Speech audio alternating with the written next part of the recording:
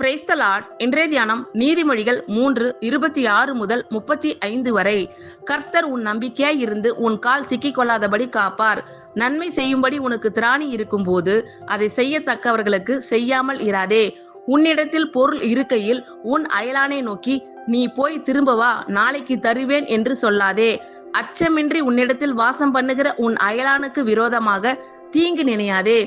ஒருவன் உனக்கு தீங்கு செய்யாதிருக்க காரணமின்றி அவனோடே வழக்காடாதே. கொடுமை உள்ளவன் மேல் பொறாமை கொள்ளாதே. அவனுடைய வழிகளில் ஒன்றையும் தெரிந்து கொள்ளாதே. மாறுபாடு உள்ளவன் கர்த்தருக்கு அருவருப்பானவன்.